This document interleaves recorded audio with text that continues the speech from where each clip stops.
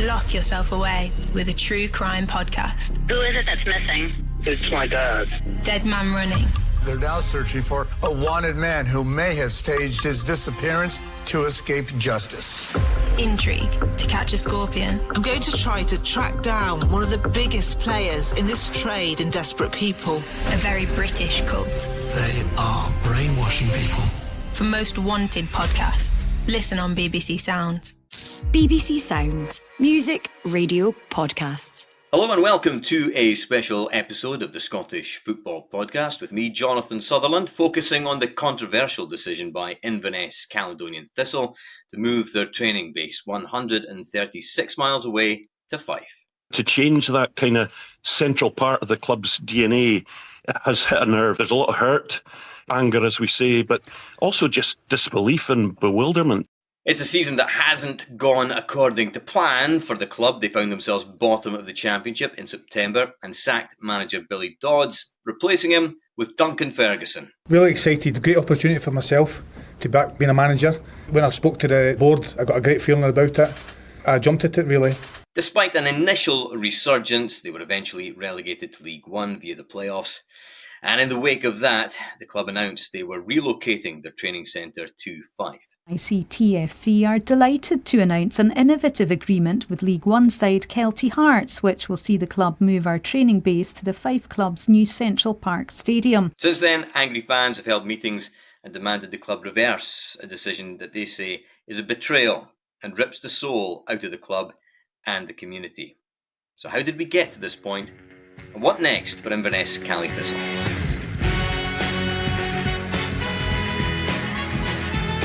You're listening to the Scottish Football Podcast.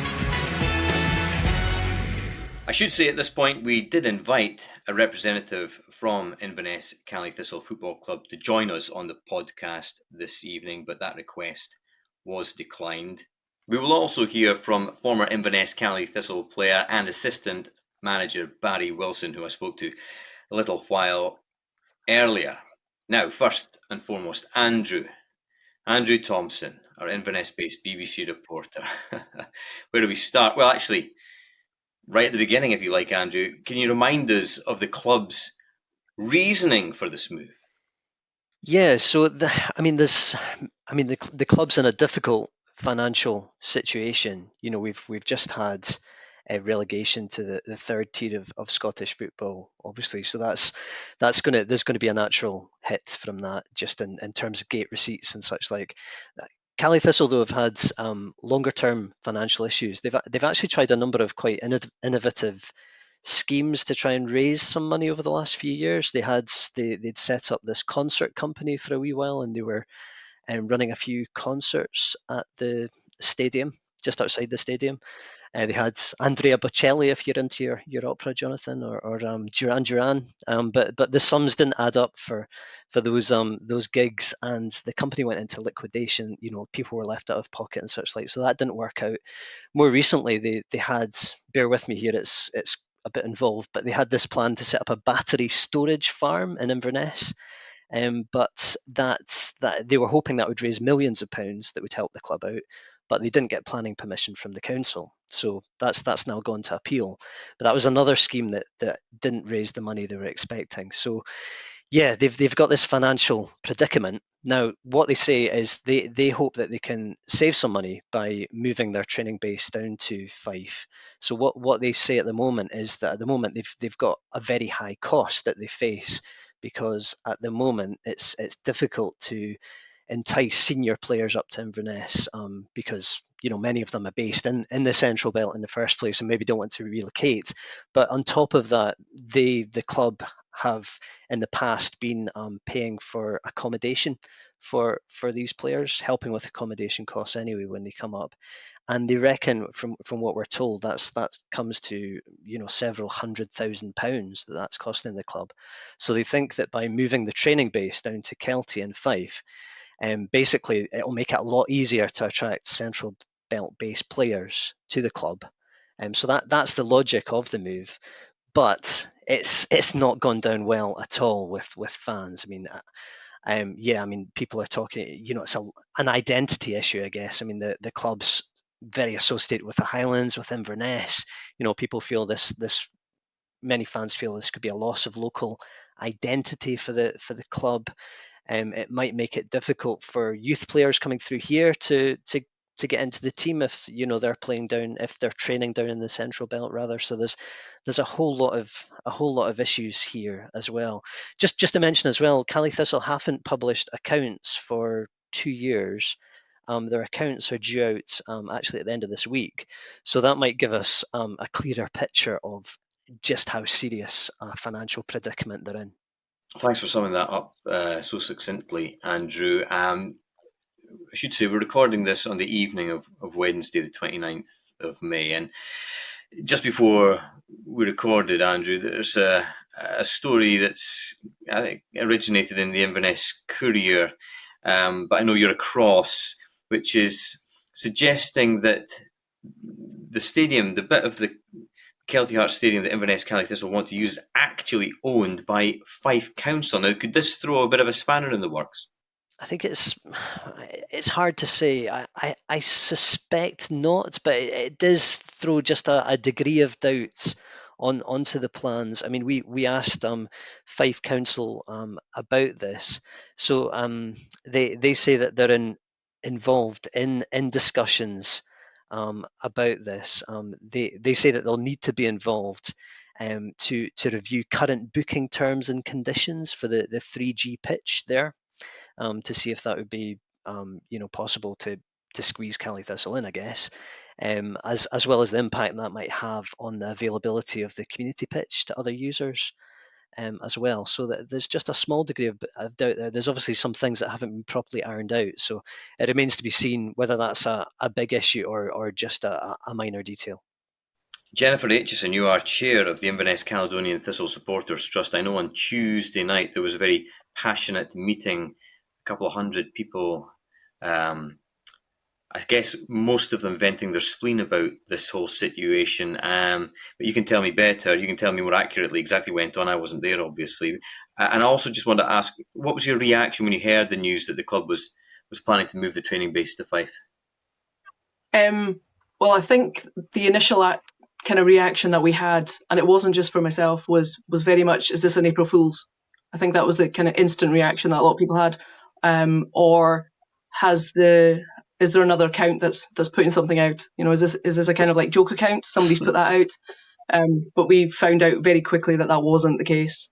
And I think it snowballed from there. There was a lot of reaction very quickly that day. And it's obviously last night's meeting, it was standing room only. I mean, there were people outside the room. So there was over 200 people there. And there was a lot of people who sent apologies that they couldn't make it because it was quite short notice as well. And I think the kind of one aspect that really kind of stood out for me was the fact that when we asked the question around, would you prefer the team to go into administration than allow them to go down to Kelty, not one person was against that. And I think that said so much. In the room, somebody had kind of run through what that would mean for the club, so it wasn't a kind of vote on something that people weren't aware of and they didn't have a slight understanding of.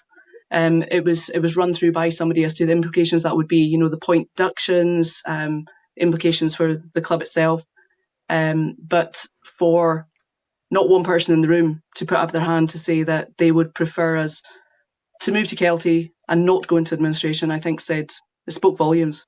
Yeah, I mean, the message that seems to be loud and clear is that there's this universal anger or disagreement about the proposals from the club, certainly. Do you know anybody that has sympathy for the club's arguments about the difficulty of attracting players, as Andrew's outlined, Inverness, and the cost that it incurs the club, scarcity of housing, all those sorts of issues that seem to be the problem as far as the club's concerned? There was a lot of talk around that last night, to be honest. And one of the items that was raised was, it's never been an issue before now. It's never been called out. Nobody's ever mentioned it. There was a little bit of research done into the house prices in the area they're talking about moving to. It's actually £300 cheaper to stay north than it is. There were some comments made around if people don't wish to move to Inverness, why would we want them playing in our club? That was very, very vocal in the group that were there. So I think that was a general consensus last night. Lynn MacDonald, you've been a season ticket holder who supported the club since she was 12 years old. I'm not going to ask you how many years that was. That's probably not my place, but you can tell me if you want, that's fine. How has all this hoo-ha affected your relationship with the club that you clearly love? Through two incarnations, Jonathan, through Caledonian before the merger, and then Inverness Caledonian Thistle, obviously. My reaction on Friday was the same as Jennifer's. First of all, I was totally dumbfounded. Then I checked to see it wasn't a parody account that was putting it out. And then that swiftly changed to a lot of anger. It's unbelievable how they have united the fans together in the same view, which is the polar opposite of the clubs. Will you be buying a season ticket for next season as it stands? No, and that makes me really sad.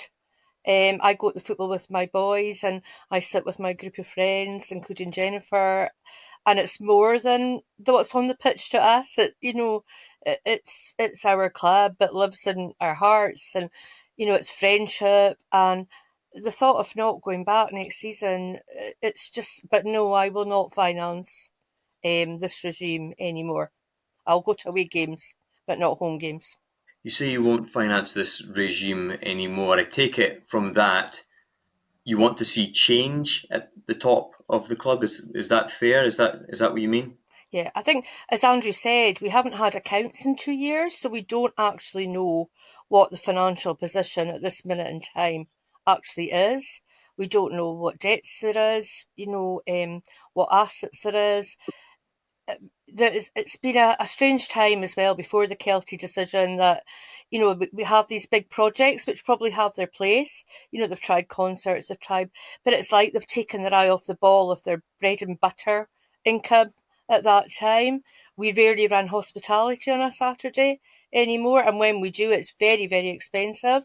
It's not priced, for fans. It's more for corporate. And it's like they've taken off the ball of their core business. Ask the fans, ask the customers. Very interesting. We'll come back to you very soon. A little earlier, I caught up with the Caley legend, Barry Wilson. Barry played for the club for 9 years across 2 spells, and for 5 years, until last September, was a coach and then assistant manager under Billy Dodds. This is the Scottish Football Podcast. Well, Barry, what a few days in the life of Inverness Caledonian Thistle Football Club and Inverness as a city. When you first heard the news that the training centre was being moved 130 odd miles south to Fife, hand on heart, honestly, what was your immediate reaction? Apart from checking the date, it wasn't 1st of April. Because it's a strange one because it's. I think it was my old teammate David Bingham that's actually sent me the link, and I read it and I thought it was one of these wind up ones, and then you actually get further in and you realise, it's actually this is what they were proposing, and it probably just caught me by surprise more than anything else. A couple of days prior, the chairman had said we're staying full time, and that was good news because you feel like, right, that's the right way to go about it. We're going to drop into League One, at least have 1 year at it full time. And then obviously the bombshell that they were moving caught us off guard a bit. The club are saying that it will save them a 6-figure sum in terms of like housing players and all that sort of stuff. And I guess to explore that a little bit, Barry, you've been on the inside at Inverness Caledonian Thistle, obviously. Is that a big costly thing, getting players to move up there and then getting accommodation for them? Yeah, there's no doubt there is the expenses, the living expenses are high. It's twofold really. You need to try and pay above the odd wages already, to try and attract South Place players. But that's been the case for best part of 30 years. You've always had to pay that a little bit more, or just do that little bit more groundwork and selling the club and selling the city. The players that come up we're actually having a 20-year reunion on Saturday from the team that won the promotion the first year, and a lot of them are saying on the chat that was what made the team spirit, that everyone moving in, either living together or around the corner, and just the environment, really a happy place to be. So yeah, but as I said, the housing expenses are high.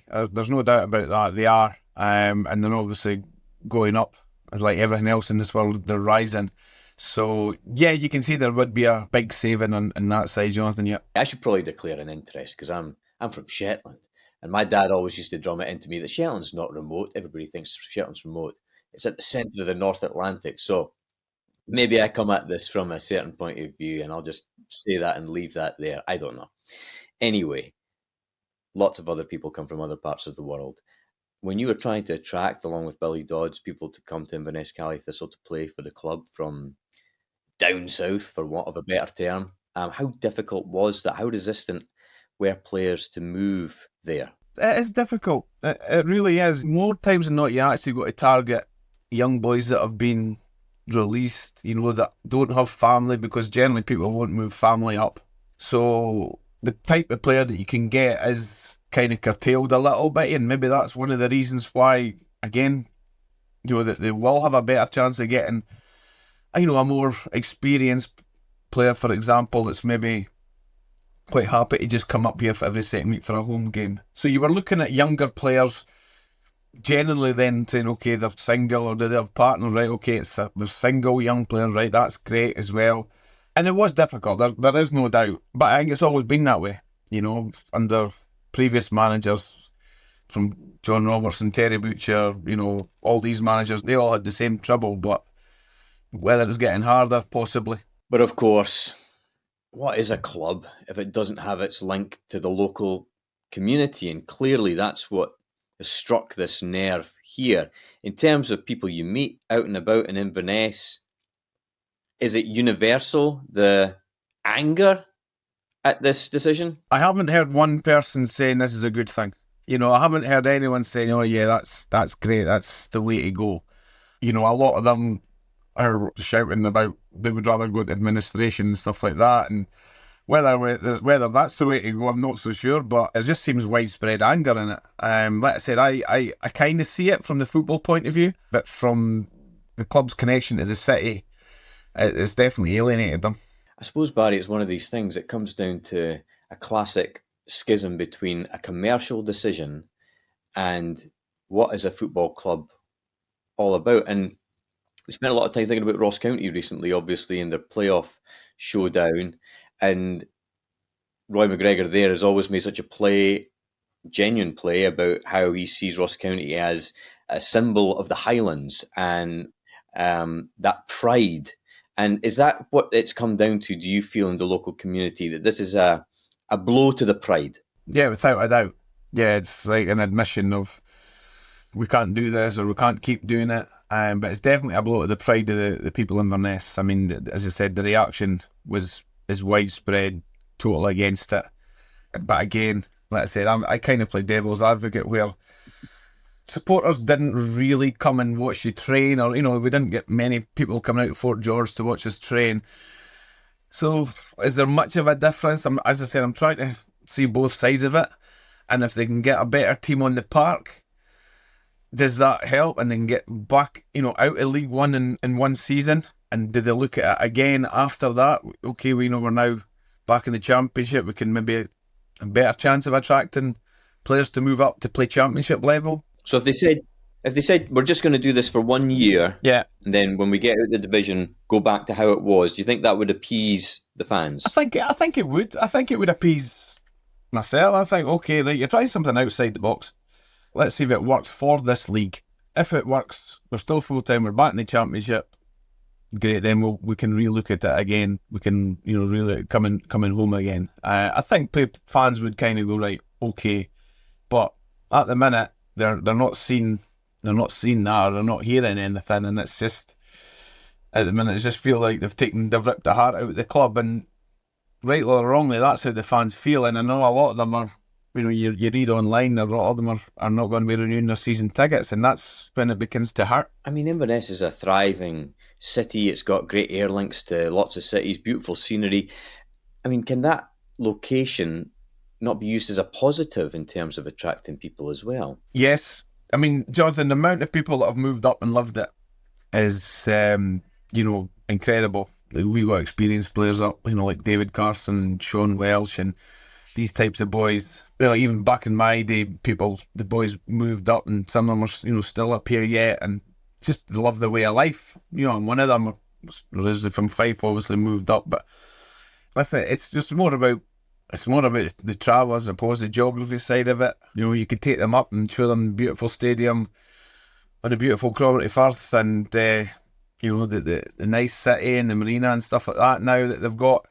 But it's still out of their way. But as I said, it's just disappointing. I'm just more disappointed than anything else that they've taken this route now. And I wonder, just on that point as well, Barry, was it almost a siege mentality sometimes with you and the players in the city? Because I always remember around about 2015 time, spending a bit of time with Richie Foran and various other guys in the team at that point, and there were a bit of a gang mentality. They were very close. It kind of builds a closeness, doesn't it? Aye, absolutely. I said that earlier. I think that's what it did. It built that sort of us against them type of thing, and they were, you would hear managers making comments of, that long trip up the A9 and all that. It was like, okay, right, great, you're not looking forward to that trip. We'll hit you early on, but you're still getting used to that. And back in the day, you used to have lately not so much. The home record hasn't been as good, but back in the day, it was people didn't like coming up here. That's for sure, to play against them, because the team spirit was always there.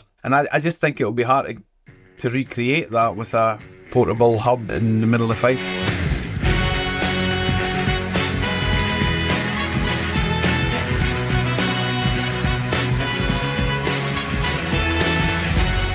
That was Caley legend Barry Wilson. Jennifer Aitchison, chair of the Inverness Caledonian Thistle Supporters Trust. Andrew mentioned at the top this battery farm thing. It's basically, without getting too technical, it's all to do with renewable energy and trying to store all that energy and presumably sell it off to the national grid. I hope I've described that well enough. I'm obviously not an expert in this field, but presumably the idea of Inverness Caledonian Thistle was to use this land for that, to make a transformative amount of money to help fund the club and bring it on to the next level, and etc., etc. If that did happen, I know it's at the Court of Appeal. I think it was rejected by the council. It's now at the Court of Appeal, and who knows when that's going to be given the thumbs up or the thumbs down. How much would that change the narrative if it was thumbs up? Currently, I don't think it would change it at all. I don't think it would change people's views with what is happening out there. I mean, Lynn spoke about how she will not be renewing her season ticket, and the consensus in the meeting last night was that the majority, if not all of the people in there, will not be renewing or spending any money at the club. So what we've done in the Supporters Trust is we put a survey this afternoon to gauge what monetary value that has for the club. So while the battery farm is in the distance, we're very conscious that the club has been missing its core support, hasn't been running, hospitality, hasn't been doing sponsorship. Been a lot of avenues like that have been missed. But we need to understand the implications for the club if season ticket holders are not going to renew en masse. And I don't think I'd be amiss to say that the survey was out about an hour, and the response so far is up at £60,000 worth of funding that wouldn't be going to the club this season under the current regime. And could the club survive a season ticket boycott? I think, based on what I think it was a statement yesterday, Lynn, keep me right on this one, the chairman, the statement that he put out was that if the fans boycott the buying season tickets, then it's the fans' fault if the club goes under. And what was the reaction from the fans to that? The fans' reaction last night was that we should maybe look further back than just this season for a root cause to why we're in this position. And the implication of that being, who are the fans blaming here, basically? I think it goes back to what Lynn was talking about and years of looking at the big picture. So what Andrew was talking about with concerts, with the Battery Park, looking at that. and forgetting about the roots and the people that buy season tickets, that go to hospitality, that put into sponsorships, the local businesses. Those kind of aspects have been missed in the last few years. So they've lost some funding that could have helped along the way. And I don't think that's helped in getting us to this position, unfortunately. Barry Wilson suggested that if it was just for one season to get the club out of League One, this relocation of the training centre, then it might be more palatable to the fans. If it was just for one season, Lynn, Jennifer, what would you say to that? Not for me, Jonathan, no. I just think I just can't support a club that's going to bust their players in twice a month.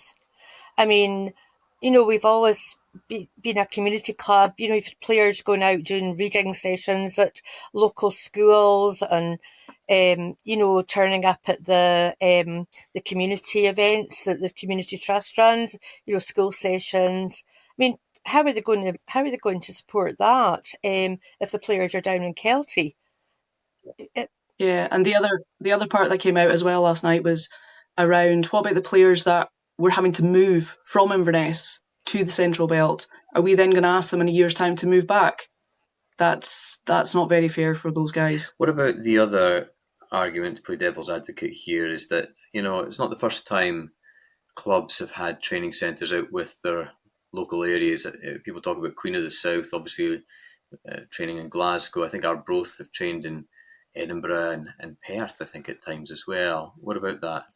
Well, I'm told that we were the first full-time club that's actually suggested this. I'm not quite sure if that's accurate, but I have been told that. So it's very out of the ordinary, a full-time club, I think, Jonathan. And I do think the Highlands is such a different situation. I mean, you yourself has probably come up the A9 in bad weather in the winter, and we could have the ridiculous situation of the home team not being able to get to Inverness for a home match, if they're just going to bus them in a Saturday and bus them back out again. I think people remember as well that going back to Caley Thistle's most successful time, you know, the days of Terry Butcher and John Yogi Hughes as well, like they spoke of kind of having a siege mentality and the Inverness team, you know, how, you know, everyone was together, you know, here in the Highlands. They were a bit separate from all the other clubs who were, you know, swimming in the same pond, I guess, in the Central Belt, and that created a real bond. And you could see that, I think, in the teams of that time, you know, that they were all kind of fighting for each other and, you know, all in it together. That kind of mentality seemed to serve the team really well at that time. And, you know, I think people look back to that time and have a lot of nostalgia for that, I guess, and would like to go back there, I think, too. And I suppose the thought is if you know, you start shipping things down south, you're definitely going to lose that. Okay, and Jennifer, final word to you. What needs to change to get everybody back on side here? Do they just need to reverse this decision as far as you and fans are concerned? Reversal would be step one. I think it's a long journey. Very interesting. And Andrew, I think the story's going to run, and it would appear that the club are going to try and ride it out for the time being, but we shall see how it develops. And Andrew, I know you'll be across it every step of the way, as will you, Lynn McDonald, and you, Jennifer Aitchison, as well. Thank you very much for joining us on the Scottish Football Podcast. Thanks also to Barry Wilson as well, who spoke to earlier. Yeah, how the story ends, we do not know, but we will follow it every step of the way. Another podcast out tomorrow. Make sure to subscribe. Scottish Football, the gift that keeps on giving. Thanks for listening. The Scotland Rugby Podcast is now available every Tuesday. Join me, Andy Burke and Tom English. Just head to BBC Sounds and subscribe to the Scotland Rugby Podcast. It's just seismic stuff. There's bucket hats as well. Oh, really? Yeah. Is this a rugby podcast or is this a fashion podcast? Why can't it be a bit of both? Rugby. Let's get on to rugby. There's a lot to be excited about. Today's guest, John McGuigan. Clubs are at the absolute bedrock of everything Scottish rugby's about. The Rugby Sports Sound Podcast from BBC Radio Scotland. You cannot help but be so excited. It's going to be the centre of the rugby universe. BBC Sounds.